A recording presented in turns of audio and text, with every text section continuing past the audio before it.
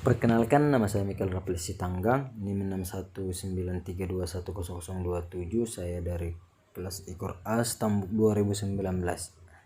Baiklah, di sini saya akan menjelaskan tentang doping darah. Yang pertama itu kita masuk ke dalam pengertian doping darah. Pengertian doping darah itu suatu metode terlarang untuk meningkatkan performa atlet dengan cara meningkatkan kemampuan tubuh untuk membawa oksigen lebih banyak ke otot.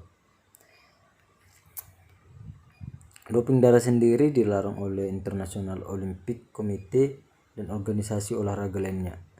Secara umum, doping darah itu terbagi 3, yaitu transfusi darah, injeksi eritropoietin atau disebut dengan EPO, dan yang ketiga itu injeksi sintesis pembawa oksigen.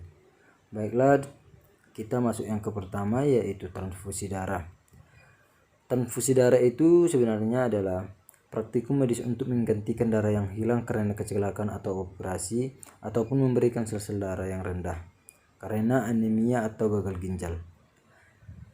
Transfusi darah yang dipakai untuk meningkatkan performa atlet ada 2 jenis, yaitu autologous transfusion yang menggunakan darah atlet sendiri yang diambil lalu disimpan untuk penggunaan selanjutnya.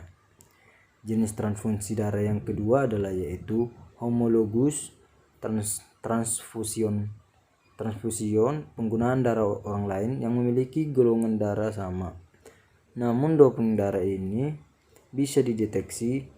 Metode deteksinya mulai dipakai sejak tahun 2004 dalam Olimpiade musim panas di Athena, Yunani. Yang kedua itu injeksi atau disebut dengan EPO.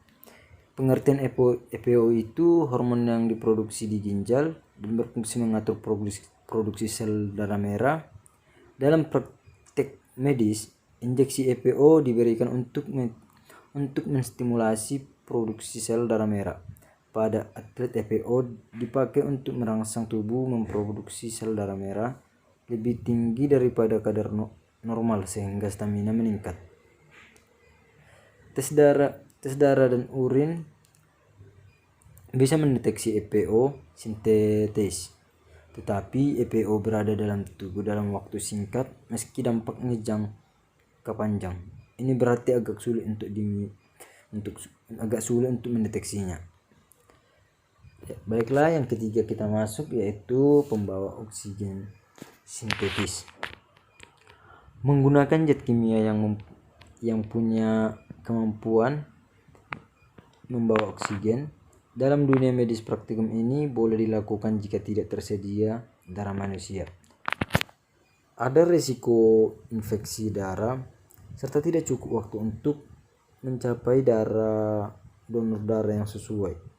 Para atlet menggunakan pembawa oksigen sintetis untuk mencapai performa maksimal dengan meningkatkan oksigen dalam darah. Tes untuk mengetahui praktek doping ini juga sudah tersedia sejak tahun 2004. Dalam prosedur tes doping, manfaat doping darah yaitu suatu metode terlarang untuk meningkatkan performa atlet dengan cara meningkatkan kemampuan tubuh untuk membawa oksigen lebih banyak ke otot. Pada banyak kasus doping darah meningkatkan jumlah hemoglobin dalam sirkulasi darah. Hemoglobin adalah protein pembawa oksigen dalam darah.